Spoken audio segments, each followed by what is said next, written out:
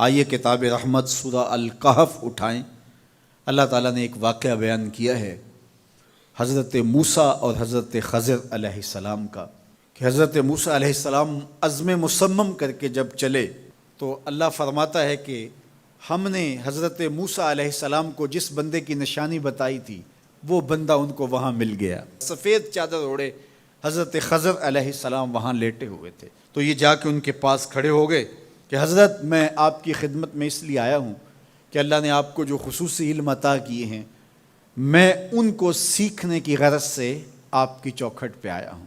کہا تم میرے ساتھ صبر نہیں کر پاؤ گے، معاملے مشکل ہیں، سفر دشوار ہے، منزل کٹھن ہے، اور میرے معاملات ایسے ہیں کہ تم اعتراض کرو گے، اس کے بغیر تم رہ نہیں سکتے۔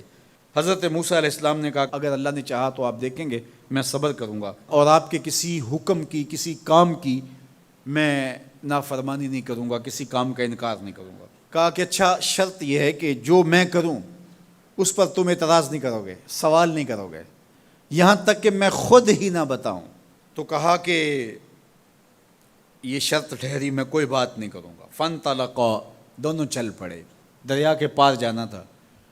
جو کشتی کا مالک تھا، کشتی بان تھا، وہ حضرت خضر علیہ السلام کو جانتا تھا، تو اس نے کرایہ بھی نہیں لیا، لیکن جب کشتی پر سوار ہوئے تو عصا مار کے حضرت خضر علیہ السلام نے کشتی کا ایک پھٹا توڑ دیا۔ تو بے ساختہ حضرت موسیٰ علیہ السلام نے کہا آپ نے پھٹا توڑ دیا، یہ سارے ڈوب جائے؟ کہا میں نے کہا تھا نا تم میرے کاموں پہ صبر نہیں کر پاؤ گے۔ تو حضرت موسیٰ کو یاد آیا، کہا میں بھول گیا تھا، اس پر مواخذہ نہ کیجیے۔ پھر دونوں چل پڑے، بچے کھیل رہے تھے، ایک خوبصورت لڑکا وہ بھی بچوں میں کھیل رہا تھا۔ حضرت خضر آگے بڑھے اور اس کی گردن مروڑ دی، اس کو قتل کر دیا۔ صاحب شریعت تھے حضرت موسیٰ علیہ السلام، نہ رہ سکے، پھر بول پڑے ایک جان کو بغیر کسی جان کے بدلے میں قتل کر دیا، اس نے گوایا کیا تھا ہمارا؟ آپ نے بہت ہی جو ہے وہ غلط کام کیا، یہ کام اچھا نہیں کیا آپ نے۔ کہا میں نے کہا نہیں تھا کہ تم میرے ساتھ صبر نہیں کر پاؤ گے۔ کہا ایک موقع اور دے دیجئے، اب اگر میں نے کوئی اعتراض اٹھایا تو پھر دوبارہ مجھے آپ اپنی صحبت میں نہ رکھیے، عذر تمام ہو جائے گا۔ پھر دونوں چل پڑے، یہاں تک کہ ایک بستی میں دونوں آئے تو آپ نے بستی والوں سے کہا کہ ہم مہمان ہیں، آپ ہماری مہمان نوازی کیجیے، کھانا کھلائیے۔ تو انہوں نے انکار کر دیا، کہا کہ ہم تو آپ کو بلایا نہیں ہے، آپ خود آئے ہیں، آپ اپنے کھانے کا خود انتظام کیجیے۔ گزر رہے تھے گلی سے تو ایک دیوار گرنا چاہ رہی تھی، تو جلدی سے اس دیوار کو مرمت کر دیا۔ کہا حضرت ہم اگر چاہتے تو اس پہ اجر لے سکتے تھے، انہوں نے ہمیں کھانا تک نہیں دیا اور ہم ان کی دیواریں سیدھی کر رہے ہیں۔ کہا اب تمہاری میری جدائی ہو گئی، تم نے یہ بھی اعتراض کر دیا۔ تو انہیں یاد آیا کہ وہ یہ بھی اعتراض ہو گیا۔ اب میں تمہیں بتاتا ہوں کہ یہ 3 کام میں نے کیوں کیے۔ اللہ اکبر۔ اب سنیے، قرآن ہمیں بتاتا ہے کہ ظاہری علم بھی ہوتا ہے لیکن کوئی باطنی علم بھی ہوتا ہے۔ کہا وہ پہلی بات کشتی والی سنو، یہ 2 مسکین بچوں کی کشتی تھی، ان کے گھر کا چولہا اس کی کمائی سے جلتا تھا۔ دریا کنارے کنارے ایک ظالم بادشاہ رہا تھا جو لوگوں کی کشتیاں چھین رہا تھا، ہم نے تھوڑا سا عیب لگا دیا، وہ ٹوٹی کشتی چھوڑ کے چلا گیا۔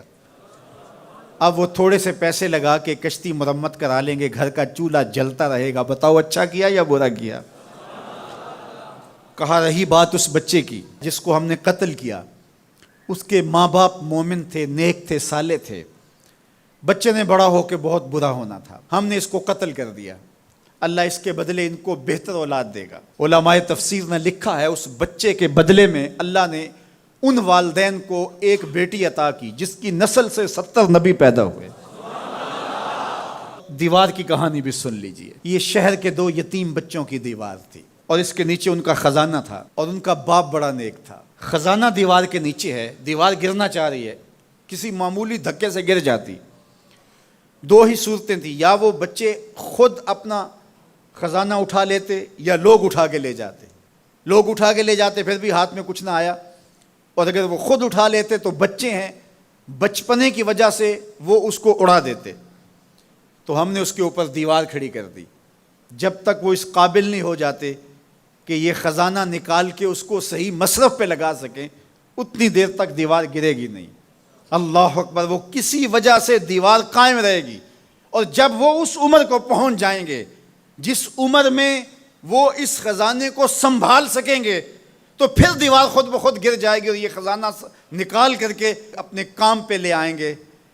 میں جب پہلی مرتبہ اس کو جو ہے وہ غور کے ساتھ تلاوت کیا تو مجھے یہ لگا کہ اس کا انطباق پاکستان کے حالات پہ بھی ہو سکتا ہے، اس لیے کہ یہ بھی یتیموں کا سرمایہ ہے۔